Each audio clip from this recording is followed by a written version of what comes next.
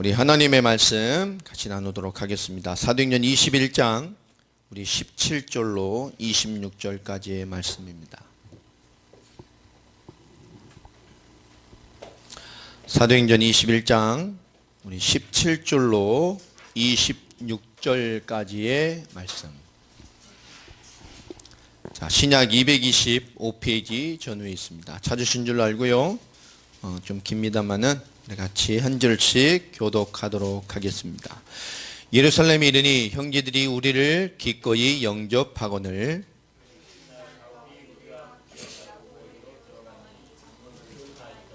바울이 문안하고 하나님이 자기의 사역으로 말미암아 이방 가운데서 하신 일을 낱낱이 말하니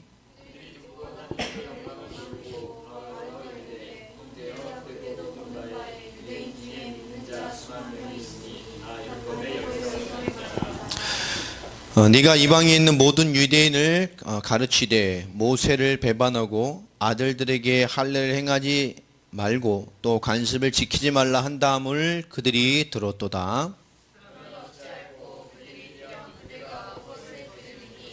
우리가 말하는 이대로 하라. 서운한 네 사람이 우리에게 있으니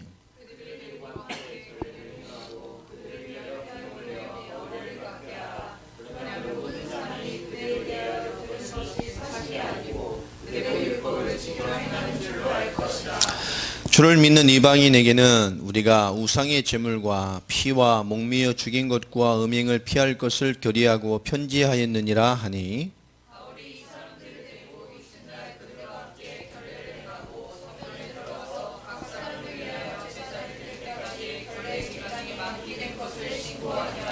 아멘. 무슨 내용인지 좀 이해가 되십니까? 네, 성경 읽을 때 응답을 받아야 되는데 이런데 이게 도대체 뭔 얘기야? 네, 아주 쉬운 얘기입니다. 또 중요한 얘기고. 오늘 말씀 제목이 복음이 이유가 되는 인생. 어제 우리 토요 모임에도 제가 이렇게 말씀을 했습니다만은 우리가 예수를 그리스도로 믿는 믿음으로 자라나고 충만하고 그것으로 성장해가는 신앙이 돼야 늦어도 가장 안전하고 하나님을 기쁘시게 하는 자의 삶을 살아가게 됩니다. 아이도 그 자라남을 통해서 우리가 많은 것들을 보게 되죠. 결국 우리 주신 믿음과 그 복음의 가장 중요한 색깔과 그 복음으로 우리가 성장하고 힘을 얻고 자라나가야 합니다. 빨리 자라게 하려고, 그죠? 뭔가 빨리 된 것처럼 보이게 하려고 다른 것을 통해 이루어질 수도 있겠죠. 그러나 복음과 무엇인가가 비슷하게 같이 간다고 한다면 우리 복음이 있는데 라고 하면서 우리는 다른 것에 치우칠 때가 참 많게 돼요. 우리가 그리스도 예수의 복음 안에서 또 그리스도를 믿는 믿음 안에서 그분이 나를 택하셔서 부르셔서 하나님께서 언약을 알게 하시고 이 복음과 성경의 전도를 펼쳐낸 일에 그 방향과 성령의 역사와 성령 역사의 종결점이 되는 그리스도의 재림을 완성할 세계복음의 완성의 방향으로 나의 인생을 택하시고 세웠다는 분명한 복음과 부르심과 하나님의 역사에 대한 소명과 사명에 대한 확증이 있는 성도는 결단코 흔들리지 않게 됩니다. 우리 믿음과 하나님의 언약과 우리의 삶을 두고 명하신 것이 결국 그 말씀 안에서 있는 것이 아니라 그 말씀과 인생과 신앙까지도 대부분의 많은 사람은 현실과 또 상황과 실제 보이는 많은 삶의 모습의 양태를 가지고 하나님의 역사를 판별해서 볼 때가 참 많습니다. 그렇게 본다고 한다면 초대교회 200년 넘는 대핍박 기간에 그들은 완전 재앙과 하나님 없는 인생을 산 거예요. 얼마나 많은 그 200년 넘는 핍박 인생이 대환란의 핍박 기간이 있었습니다. 생각해 보십시오. 그 기준으로 본다면 하나님 없는 것이죠. 어떻게 복음과 역사가 있는데 하나님 그렇게 역사할 수 있을까요? 출교당하고 몰수당하고 팔려가고 죽임을 당하고 우리가 하나님의 인도 하나님의 모든 역사 속에 우리가 복음의 계획을 가지고 산다는 것은 흔들림 없이 하나님 우리를 부르신 복음에 대한 믿음의 화답의 삶을 가지고 있다는 것입니다. 오늘 이 구절을 보면 여러분이 조금 우리 같은 입장에서 우리가 보면 굉장히 기분 나쁘고 분개할 장면입니다. 도대체 이게 뭘까? 성경을 읽지만 굉장히 쉬운 내용인데요. 읽으면서도 이게 뭘까? 같이 읽지만 무슨 내용이야 이게? 쉽게 설명을 해보면 사도 바울이 죽으려고 왔어요. 예루살렘에. 3차 전도연까지를 맞춰놓고 모든 응답과 역사를 붙들고 하나님의 인도를 따라 예루살렘으로 가야 되겠다라고 바울이 예루살렘을 가게 됩니다. 드로아에서 귀한 장로들 또 에베소에서 찾았던 일꾼들을 다 모아서 밤새 그들에게 메시지를 전하죠. 앞으로 교회를 침투하는 외부적인 도전과 이 교회적인 안에서는 이 제자라고 하는 너희들 중에 너희가 제자들을 끌어 자기를 따르게 만들려고 너희 세력을 만드는 그런 일이 일어날 것이다. 외부적 도전과 내부적인 일치를 벗어나는 일들이 제자라고 하는 너희들이 오직 그리스도께 맞추는 게 아니라 제자라는 너를 따르게 하려고 어그러진 말을 하는 사람들이 일어날 것이다. 그러면서 내가 너에게 3년 밤낮 쉬지 않고 눈물로 너에게 훈계했던 것들을 기억해라 라고 하면서 20장 29절부터 31절까지 쭉 얘기를 합니다. 그 말씀 앞에 인생들을 부탁하고 돌아가죠. 자기의 그 긴 시간의 열매들의 사람들을 모아놓고 얘기를 합니다. 그리고 예루살렘으로 가기로 그들에게 보고하고 결정하고 가게 됩니다. 그런데 분명히 그 오기 전에도 드로아에 지나서 에베소의 장로들과 고비를 많은 설교를 할 때도 그들에게서 예언을 받았죠. 당신 예루살렘에 가면 무슨 일을 당할 것이다. 가지 마라. 그런데도 그는 갔습니다. 아니나 다를까 이제 예루살렘에 가까운 두로라는 지역에 그가 오게 됐습니다. 바로 예루살렘 가까운 항구 도시요 두로라는 데에 도착을 했더니 거기서 또 많은 믿음의 사람들이 바울을 영접했어요. 교회 지도자가 오니까 기다리고 이제 간다고 모인 거죠. 21장 11절에 보면 이런 얘기를 또 하게 됩니다. 오니까 거기서 성령 충만한 어떤 처녀로서 예언하는 자가 9절에 보면 있죠. 이 하나님의 영에 잡혀 예언을 하기 시작하는데요. 똑같은 말을 합니다. 11절에 보면 우리에게 와서 바울의 띠를 가져다가 자기 수족을 잡아매고 말하기를 성령이 말씀하시되 예루살렘에서 유대인들이 이같이 이 띠 임자를 결박하여 이방인의 손에 넘겨주리라 하거늘. 똑같은 사도 바울이 이제 결박되어져서 이방인의 손에 끌려가는 신세가 될 것이다 라고 예언을 합니다. 사람들이 뭐라 말하죠? 더불어 이 12절에 보면 많은 사람들이 그 말을 듣고 그곳의 사람들과 더불어 바울에게 예루살렘으로 올라가지 말라 권하니라. 가지 말라. 이렇게 성령이 예언을 하는데 사도 바울은 이미 교전에도 그런 예언을 받았었죠. 알고 있었습니다. 그러나 사도행전 20장 24절에 내가 달려갈 길 주 예수께 받은 사명 그 은혜의 복음을 증언하는 일을 마치려 하면 이 세계복음화를 완성하고 마치는 삶을 살기 위해서 내 생명을 조금도 귀한 것으로 여기지 않는다라고 했습니다. 복음과 사명 인생. 자, 여기 와서도 또 똑같은 말을 받습니다. 13절에 바울이 대답을 하게 되죠. 여러분이요 어찌하여 울어 내 마음을 상하게 하느냐. 이 말을 듣고 많은 사람들이 뭐 한 거예요? 우리 신실한 사도 바울 이 목사님이 가서 잡혀 죽을 수도 있어. 이게 하나님의 예언이 성령의 역사 가운데 주는 말씀인데요. 사람들이 막 우는 거죠. 그래도 가신다니까. 이 귀한 분을 어떻게 또 이게 모진 고난을 당하고 죽으면 어떡하냔 말이에요. 바울이 왜 너희가 자꾸 울어서 내 마음을 상하게 하냐. 나는 주 예수의 이름을 위하여 결박당할 뿐 아니라 예루살렘에서 죽을 것도 각오하였노라 하니. 14절에 그가 권함을 받지 아니하므로 그 권함, 그 성령이 주는 예언도 받지 않는 겁니다. 우리가 주의 뜻대로 이루어지다고 그쳤노라. 그러면서 난 죽기를 각오했다. 사람들이 그러고 뭐 하는 거죠? 아닙니다 목사님. 요번에 좀 참았다가 좀 수로들면 가세요.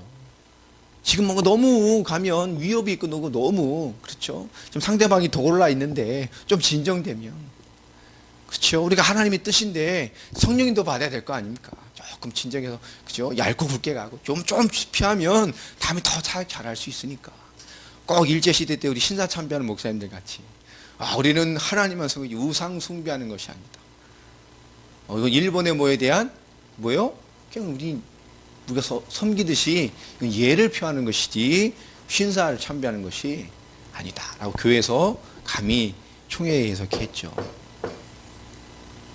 군인들이 일본 헌병들이 총을 들고 총회를 탁 했잖아요. 그러니 종교 지도자들이 그 위협 앞에 신사 참배를 확인한 것 같아요. 주기철 목사를 비롯한 몇 분이 거기서 손을 들고 이것은 위법이라고 우상에 숭배할 수 없다라고 막 하는 중에 뭡니까? 고초를 당하시고 많은 사람이 순교를 하고 영락교를 세워줬던 그 목사님, WCC에도 줬던 그죠? 종교의 노벨상이라고 하는 그 분도 나중에 회개했습니다마는 그분도 결국은 신사참배를 주동했던 분 아니에요. 그런 거죠. 지금 그러니까 많은 사람이 사도바를 끝까지 권한 겁니다. 가지 마시라고. 근데 이 받지를 않으니까 사도 바울이요. 단호하니까 난 결박당할 뿐만 아니라 난 마땅히 죽으려고 왔으니까 괜찮다. 그의 끊임없는 굴복하지 않고 이게 타협하지 않는 모습에 이 많은 이 그를 영접했던 초대교회 유대주의 초대교회 신자들이 그에게 뭐라고 축복합니까? 우리가 주의 뜻대로 이루어지리라고 그쳤노라. 주님 인도하시고 주님 뜻하신 대로 될 줄로 믿습니다. 그리고 여장을 준비해서 며칠 준비해서 소수의 제자들과 함께 사도 바울이 예루살렘에 들어갑니다. 그것이 17절 위에까지 21장 16절까지의 얘기입니다. 자, 이때 이 사도 바울이 들어와서 중요한 그 이미 알고 있는 그 마음으로 들어올 때 마음이 어떻겠어요? 자, 그런데 제가 오늘 하고 싶었던 말은 복음이 이유가 되는 인생. 우리가 사도행전 15장을 봤을 때도 참 답답했었죠. 또 여러 가지 우리 봤을 때도 우리가 몇 번이 성경을 좀 봤었습니다. 그들이 우리는 아예 히브리 유대인의 사도고 너는 이방인의 사도고 세계복음화의 수준을 못 벗어나는 그 할 수 있는 수준을 못 가는 거죠. 그들 스스로가 율법이라는 유대주의에 매여 있는 것을 철저하게 벗어나지 못했습니다. 사도 바울이 예루살렘 발명에 와서 유력한 자들을 만났을 때 또 그 많은 이 선지자들이 이 사도들이 이 많은 사람들 앞에서 율법의 이중적인 생활을 할 때 그죠? 이방인에까지 와서도 베드로가 이방인하고 숙사하고 있는데 야고보가 그래 확인해 봐라고 사람 보내니까 베드로가 도망가고 뭐 이런 일들 우리 들었습니다. 그 위대한 인물 나오죠. 또 야고보가 그때가 유력한 자들 예루살렘을 장악하고 있는 그 당시 지도자 계급입니다. 예루살렘에 이르니 형제들이 우리를 기꺼이 영접하거늘 그 이튿날 바울이 우리와 함께 야고보에게로 가니 장로들도 다 있더라. 이때 야고보가 굉장히 중요한 예루살렘 교회의 중심이었습니다. 바울이 무난하고 하나님이 그들에게 뭐라죠? 19절에 그동안 인도하셨던 사도행전 15장에 처음으로 예루살렘 총회의 복음과 또 사역의 일체에 대한 검증을 받았던 이후에 하나님이 어떻게 3차 사역까지 세계복음화의 완성이라는 응답이 가능한지에 대한 모든 사역에 대한 보고가 이루어졌어요. 낱낱이 말을 하게 됩니다. 자, 엄청난 사역에 대한 보고를 듣고 사람들이 무슨 대답을 하죠? 20절에 그들이 듣고 하나님께 영광을 돌리고 바울더러 이르되 형제여 그들도 보는 바에 유대인 중에 믿는 자 수만 명이 있으니 다 율법의 열성을 가진 자라. 이 보고 앞에 하나님께 영광을 돌렸는데요. 그 영광스러운 보고를 받고 바울에게 던지는 말이 참 우리가 이해할 수 없는 말을 합니다. 그다가 와보니까 이스라엘 어떠냐? 유대주의. 사도 바울이 이렇게 가는 곳마다 유대주의자, 이 할례주의자들하고 엄청 많이 싸웠잖아요. 그런데 이 예수 믿고 그리스도를 믿는 초대교회 안에 이 하나님의 엄청난 복음의 역사, 그것과 유대주의와 어떤 율법과 하나님이 주시는 것을 절기와 그 히브리 역사를 전혀 강조하지 않고 구약의 개념을 강조하지 않음에도 불구하고 이 성령의 복음 하나만 가지고도 하나님께 역사하시는 엄청난 역사와 구원의 역사를 보고 들어놓고도 지금 그들은 하나님께 영광 돌리는 하나님의 역사와 성경의 복음과 성경의 존재를 듣고도 하는 말씀의 화답이 뭐죠? 바울아, 그런데 여기가 어디냐? 예루살렘 아니냐? 하나님 이렇게 이박견장의 역사고 이렇게 세계복음을 이루어갈 수 이 복음이 이렇게 하나님께 감사하고 너무너무 감사한데 여기가 어디냐? 예루살렘 아니냐? 히브리인의 이가 유대인의 중심속 아니냐? 이 유대인 중에 믿는 자가 얼마나 된다고 말해요? 벌써요? 많이 부응했죠. 믿는 자가 얼마요? 수만 명이 됐어요. 근데 그 예수를 믿는 수만 명의 사람들이 결국 어디에 잡혀 있죠? 유대에. 다 율법의 열성을 가지고. 여러분 좀 아이러니하지 않습니까? 이 초대교회가. 네가 이방인에 있는 모든 유대인을 가르치되 이 사도 바울이 어떻게 사역한 것이 이미 그들에게도 다 보고가 들어왔죠. 소식을 통해 편지를 통해 그 이방인들이 그리스도를 알게 되고 복음 듣고 오면서 서로 돌아다니는 시대였기 때문에 네가 이방인에게 이방인의 사도로 그렇게 간 것을 이해하지만 유대인을 거기서 많은 이방현정에서 만나는 모든 유대인들을 가르치면서 모세를 배반하고 모세율법 끝났다. 그렇게 해서 완성한 것이다. 그거 안 지켜도 된다. 그죠? 그리스도를 믿고 사는 거예요. 그리스도로 구원받는 거예요. 그리스도를 바라보게 한 길일 뿐이에요. 그들은 근데 어떻게 받아들이죠? 모세를 배반하고 아들들에게 할례를 행하지 말라 하고 언약의 백성이 되는 건데 그게 증표인데. 우리 이시브리 백성, 하나님의 언약 백성으로서의 자부심인데 또 관습을 지키지 말라 한다 함을 그들이 들었도다. 너는 이제 유대인으로 사는 것이 아니다. 너는 이제 그리스도인으로 사는 것이다. 아멘입니까? 그리스도로 살지만 유대인으로 살아야지 하나님 언약을 뺀 백성인데 이걸 이해를 못하는 거예요. 그러면 어찌할꼬 그들이 필연 네가 온 것을 이제 들었다. 가만히 있지 않을 것인데 우리가 말하는 이대로 해라. 예루살렘 교회가 준비를 해놨어요. 선한 네 사람이 우리에게 있으니 뭔가 그리스도를 믿기로 하고 내 이제 교회 일원으로서 하게 한 거죠. 그들에게 뭡니까? 정말 그리스도로 믿기 위해서 약간의 세례랑 비슷한 여기서 말하는 24절에 보면 결례를 행하여 결례라는 것이 뭐냐면 레게에 나오는 정결의식을 말하는 거예요. 그러니까 약간 세례에다가 유대주의를 좀 유대적인 그런 행사를 겸해서 내가 이제 하나님 앞에 서원하고 하나님의 사람으로 날 정결한 내 인생을 정결하게 만들어서 하나님께 의탁된 삶을 이제 살겠다라고 어떤 맹세에 대한 그런 거죠. 구약에 나오는 그 정결의식을 말하는 건데요. 이제 뭔가 교회 안에 뭔가 새로운 사람이 들어왔는데 저 하나님 앞에 새롭게 되길 원하는 그런 공포에 이런 걸 준비해 놨으니까 네가 뭐요? 그것을 집례하는 자가 되라. 네가 비용을 대고 그것을 집례해서 그들에게 머리를 깎고 그 집례의 이런 이 하나님 앞에 정결케 되는 하나님의 뜻에 사는 인생으로서의 어떤 그런 의미를 드리는 본인들이 그 기간을 정하는 거예요. 정결의 준비의 기간을. 그래서 그 정한 날까지 준비하고 그 전에 정결의식을 끝내고 하면서 하나님께 이 제사를 드리거나 올바른 예를 율법에 정해진 예를 드려서 그 완성되는 겁니다. 기간을 정해놓고 그렇게 하면 그 모습들을 바라보면서 그런 줄 알았더니 이 사도 바울도 하나님이 주신 정결한 하나님의 사람으로서 하나님이 정해진 말씀도 지키고 이 복음도 전하고 우리 유대주의의 이것도 지켜가면서 우리가 잘못 알아들었네. 잘하네 말씀대로. 그럴 거 아니냐. 24절. 좀 웃기지 않아요? 이게 지금 예루살렘 교회의 모습입니다. 사도 바울이요. 일부러 분란을 일으킬 필요가 없죠. 그래서 잘 보세요. 사도 바울의 의미를 보십시오. 이미 사도 바울은 생을 걸고 왔다니까. 누구 앞에 가려고요? 가이사 앞에 가려고. 로마로 가기로 이미 작정을 하고 있는 거예요. 이게 환란이지만 사도 바울은 그것은 뭐죠? 응답이라니까. 잡혀서 재판을 받아야 돼. 그럼 어디한테 누구한테 가죠? 가이사 앞에 황제 앞에 가야 돼요. 왜? 로마 시민권자기 때문에. 로마 시민권이지만 굉장히 다른 시민권을 가지고 있죠. 나면서부터 로마 시민이었다니까. 그 당시에 굉장히 고관 대작 중에도 나면서부터 시민권을 가진 자가 많지 않았어요. 오리지널 사람들이. 부를 축적해내고 만 이후에 돈으로 사거나 어떤 매수해서 사거나 정치적으로 얻은 사람들이 많아요. 그러니까 오리지널 나면서부터 이 로마 시민이라는 것은 굉장한 배경이에요. 그 당시에는. 근데 이 바울은 나면서부터 로마 시민권을 가지고 있었어요.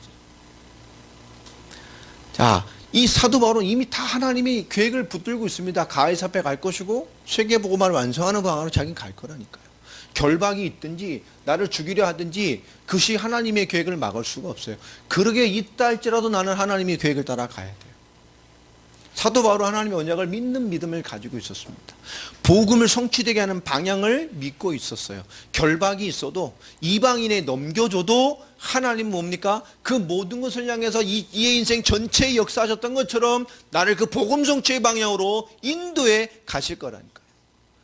내가 결박되고 끌려간다 할지라도 하나님은 가이사 앞에 서게 할 것이고 이 복음이 전달되게 할 것이고 세계복음화의 완성의 방향으로 내 삶을 쓰실 거예요. 나를 불렀을 때부터 사도행전 9장에 다메섹에 있을 때부터 너는 이방 임금들과 이방 모든 족속들에게 나를 증거할 내 그릇이다. 그 말씀대로 그들은 복음이 이유가 되는 인생을 가지고 있었어요. 그 사도 바울과 똑같은 복음, 아니 더 말하면 사도 바울보다 더 깊게 그리스도와 3년 넘게 함께하면서 많은 말씀과 현장과 역사를 보았던 이 사도들과 그 당시 총회의 중심이 되는 이 예루살렘 교회가 사도행전 15장에 봤던 그 종교성의 모습에서 지금 21장까지 온 사이에 얼만큼 더 세계복음화 할 수 없는 교회로 무너져 버렸는지를 우리가 볼 수가 있어요. 여러분 사도행전 15장 기억하시죠? 예전에 설교했었습니다. 그들의 사역의 내용을 듣고 참 환영하면서 너희와 사역과 우리의 복음이 일치하다. 단 이방인들에게 피를 멀리하고 우상의 제물을 먹지 말고 음행을 해가지 말라고 전하라 라고 누구요? 바나바에게 공문을 써서 파송해서 보내서 안디옥 교회 역사를 보고 그들이 판결문을 보내잖아요. 그것이 바나바와 바울의 사역의 연결고리가 되어졌습니다. 그런데 그때 그 염려된 모습이 지금 21장까지 오고 나니까 사도 바울의 수년간의 세계복음화 완성의 걸음 속에 와서 보니까 그리고 본격적인 로마 복음화의 시작을 하려고 하는 이 모습에 이제 세계복음화의 중심이 되는 로마의 복음 증거할 분명한 세계복음화 완성의 도전을 시작하는 사도 바울의 교회 앞에 지금 예루살렘의 교회는 복음이 있지만 어떤 교회가 됐어요? 복음이 인생 될 수 없는 교회가 되었어요. 복음으로 감당해낼 수 없는 교회가 되었어요. 복음 있고 그리스도를 영접하고 날마다 예수를 영접하고 생명 얻는 자가 있을 수는 있지만 그것이 뭐요? 세계복음화 방향으로 갈 수 없는 교회가 되어버렸어요. 믿음도 생각도 인도받는 것도 참, 이 모습 가지고 하나님 세계복음화 방향으로 쓸 수 있을까요? 오늘 우리에게 복음이 있지만 그렇게 이게 좋은 거 아니냐. 복음이 있지만 좀 이렇게 때를 기다리는 것도 좋은 거 아니냐. 복음 맞지만 이렇게까지 해야 되냐는 많은 당면한 이유들이 많아질수록 만일 우리가 복음 외에 다른 고민과 이 복음이 이유가 되지 않는 다양한 이유를 가지고 있다고 한다면 여러분 우리는 많은 것에 대해서 하나님의 시간표를 놓치게 됩니다. 여러분 복음이 이유가 되는 인생이 되기를 바랍니다. 지금 이 현장에 이 예루살렘 현장에 복음이 이유가 된 인생이 소수밖에 없어요. 바울과 함께한 두세 명의 제자들. 그 소수의 제자 외에는 복음이 이유가 되는 인생이 아닙니다. 복음이 있는데 그러니까 다른 이유를 가지고 복음의 때를 기다려보자고 하는 복음이 이유가 아닌 거예요. 현실과 상황과 많은 것이 복음을 이끌어갈 이유가 되어버린 사람들이 지금 교회 안에 가득해져 버렸어요.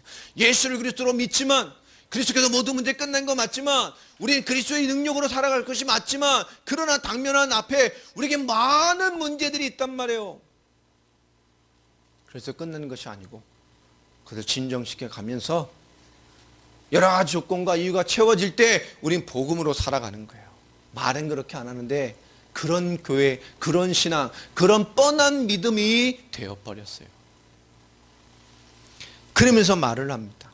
사도 바울은 이미 알고 있기 때문에 반론하지 않고 말도 하지 않고 따라줍니다. 주를 믿는 이방인에게는 우리가 우상의 제물과 피와 목매어 죽인 것과 음행을 피할 것을 결의하고 편지하였느니라 하니 이건 15장 얘기고요. 그 이방을 향한 하나님의 역사를 듣고 더 이상 할 말이 없어요. 이 수준에. 그 세계복음화의 엄청난 성취 역사를 보고 그 현장에 대해 할 말이 이 수준밖에 없다니까요. 바울이 이 사람들을 데리고 이튿날 그들과 함께 결례를 행하고 성전에 들어가서 각 사람을 위하여 제사 드릴 때까지 결례 기간이 만기된 것을 신고하니라 따라줍니다. 그런다고 사도 바울에게 올 하나님의 말씀대로 예언했던 핍박의 시간표가 없어집니까? 시대를 만족하고 사람을 만족하고 복음의 이유가 아닌 다른 이유를 만족시켜서 다른 이유를 충족시켜서 다른 것을 진정시켜서 다른 것을 해결해 가면 그러면 복음의 이유로 살아가집니까? 오늘 그것이 아니라는 것을 면밀하게 보여준다니까요. 27절 보세요. 그렇게 해도 그런 복음 아닌 이유로 아무리 해본들 그 이래가 거의 참에 일주일이 지나갔죠. 아시아로부터 온 유대인들이 본토 유인이 아니라 누구요? 아시아. 아시아를 누가 뒤집었어요? 바울이 뒤집었잖아요. 엄청난 역사. 아시아에 사는 모든 사람에게 복음을 듣게 만들었던 엄청난 역사. 사도행전 19장. 그들이 와서 성전에서 바울을 보고 바울 얼굴까지 알고 있어요. 사람들을 혼동되게 만듭니다. 제가 율법을 어기게 만들고 야고보가 걱정했던 것을 이들이 다 말하죠. 그럼 넘어갈 줄 알았는데 여러분 복음이 이유가 되는 인생이 돼야 돼요. 복음을 두고 다른 이유를 찾아서 복음 되게 하려는 인생이 되지 말고요. 이건 굉장히 다른 겁니다. 복음이 있는 건 다 마찬가지인데 복음이 이유가 되는 인생이 돼야 할 것인데 복음을 위해서 다른 것이 이유가 되는 인생이 돼버렸다니까요. 이건 굉장히 다른 얘기입니다. 그 말씀대로 환란이 일어나는 거예요. 그들의 폭동이 일어났습니다. 그가 이 성전에 거룩한 성전 이방인까지 데리고 와서 이 성전을 더럽혔다. 26절에 같이 왔던 이방인 제자들 들어가지도 않았는데 몰아가는 거죠. 이는 그들이 전에 에베소 사람 드로비모가 바울과 함께 신이 있음을 보고 바울이 그를 성전에 데리고 들어간 줄로 생각함이로라. 이방인이 이게 같이 있지 않느냐? 그러니까 틀림없이 갔다 왔다. 이방인을 성전에 들였다. 30절 보세요. 온성이 소동하여 백성이 달려와 모여 바울을 잡아 성전 밖으로 끌고 나가니 문들이 곧 닫히더라. 왜 끌고 들어가 문을 닫았을까요? 죽여버리려고. 잘 됐다. 그들이 그를 죽이려 할 때에 갑자기 온 이스라엘에 예루살렘에 소동이 일어나니까 그때 당시에 로마에 파송된 부대가 뭐야? 폭동이 일어났나? 자기들이 식민지 아닙니까? 폭동이 일어났나? 하도 잘 덤비는 민족이니까 백부장이 나온 게 아예 천부장이 출동을 해버렸어요. 급히 쳐들어와서 보니까 바울 천부장이 군인들과 들이닥치니까 그 폭동을 일으켰던 사람들이 바울을 때렸던 사람들이 바울 치기를 그쳤습니다. 근데 이미 얼마나 많이 맞았겠어요. 그가 천부장에 가까이 와서 상황을 모르니까 바울을 묶으라 하고 바울을 이제 끌고 가려 합니다. 이걸 벗어나야 되잖아요. 어쨌든 상황을 계속 있으면 시끄러우니까. 35절을 한번 보십시오. 바울이 층대에 이를 때에 층대라는 것이 높이 올라가서 이렇게 벗어나 말할 수 있는 그런 높은 공간을 말하는 거예요. 무리의 폭행으로 말미암아 군사들에게 들려가니 얼마나 많이 맞았던 거예요. 걸을 수가 없어서 엄청나게 맞았기 때문에 묶어놓고 일단 군사들이 이렇게 들려갔다니까요. 그럼에도 사람들은 바울을 이 군인들이 끌고 가니까 대적은 못하지만 틈만 나면 뭐 하려고요? 바울을 죽이려고 36절에 외치면서 소란을 일으키면서 따라간 모습입니다. 다음에 이어서 이 일을 22절까지 설교를 할 수 있으면 좋겠습니다만은 기가 막힌 일들이 벌어지게 되죠. 여러분 오늘 말씀의 핵심을 좀 봤으면 좋겠습니다. 예수님이 그리스도십니다. 그분이 십자가와 부활로 우리의 모든 문제를 끝내셨습니다. 우리 이제 불신자가 아닙니다. 구원의 축복으로 말미암아 불신자의 모든 문제를 끝내셨어요. 그리스도를 영접하고 하나님 자녀된 순간에 우린 하나님의 자녀, 하나님의 사람으로 언약을 성취할 사람으로 이 땅에 하나님의 빛된 자녀의 사람으로 우리를 택하시고 세우신 것입니다. 우린 하나님의 자녀로 사는 것입니다. 대한민국 사람으로서 하나님의 자녀로 사는 것입니다. 러시아의 사람은 러시아 사람으로서 하나님의 자녀로 사는 것입니다. 이 말씀이 성취되어지는 거예요. 우리 현실과 상관없이 이 복음이 이유가 되는 인생을 살아가는 것입니다. 그러나 많은 크리스찬들은 복음을 받았다 치고 다른 것이 이유가 되어 인생이 너무나 많아요. 이것은 다른 것입니다. 우리는 복음이 이유가 돼야 됩니다. 뭐가 있다 한들, 위협이 있다 한들 복음이 이유가 되는 인생이 되어져 가는 거예요. 그것이 세상을 이기는 것입니다. 너희의 믿음이 세상을 이긴다고 말씀하고 있어요. 왜 많은 사람 복음 가졌다 치고 다른 이유를 가지고 복음을 이뤄가려고 할까요? 세상의 연장선과 복음 없는 종교적인 연장선을 못 벗어납니다.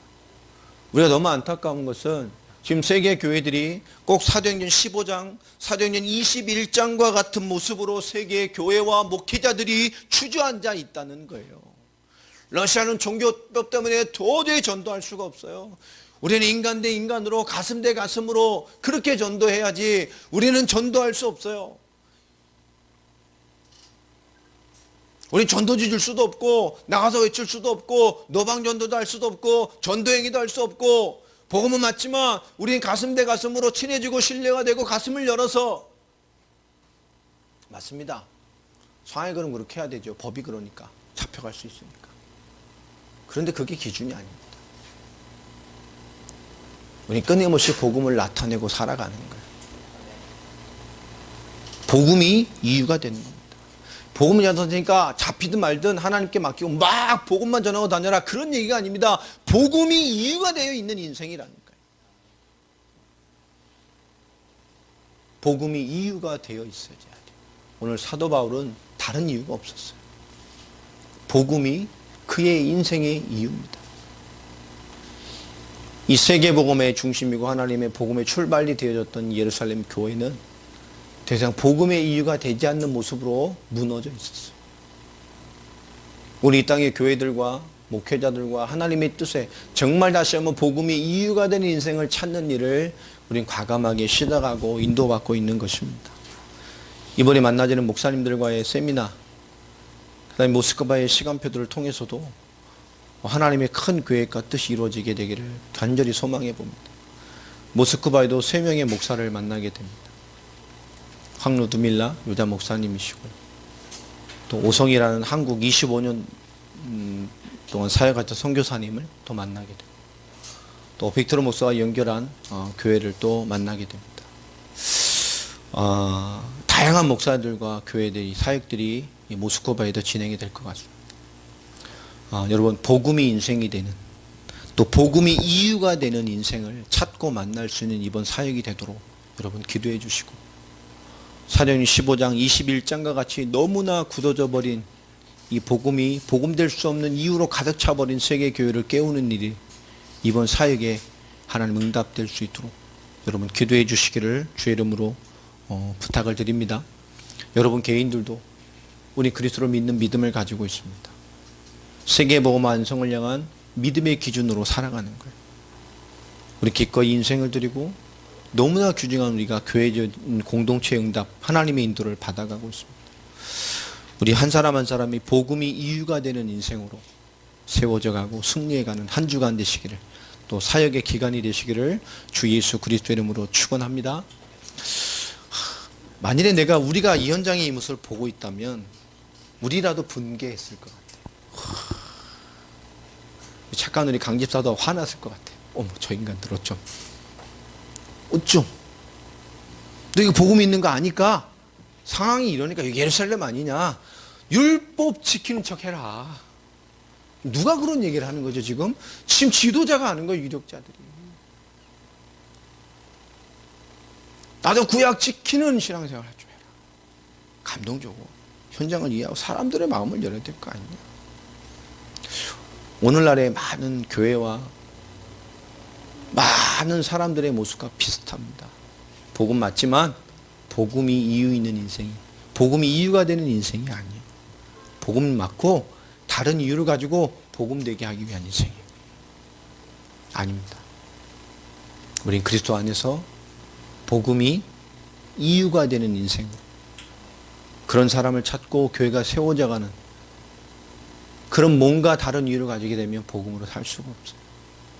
그 예루살렘 교회는 철저하게 하나님의 언약과 세계복음화 시간표에서 제거됐습니다. 나 같아도 안 써요. 이런 교회를 쓰겠어요? 이런 목사를 쓰겠어요? 이런 성도를 쓰겠어요? 하나님이 쓰겠어요? 아니요. 예루살렘이나 잘 지키고 있어라 끝입니다. 그 교회나 잘 지키고 있어라 끝이라니까요. 여러분, 복음이 이유돼서 하나님의 뜻을 쉼없이 인도받고 살아갈 수 있는 그런 이 시대의 마지막 시대의 전도자의 반열에 우리 모두가 있게 되기를 소원합니다. 기도하겠습니다. 하나님 감사합니다.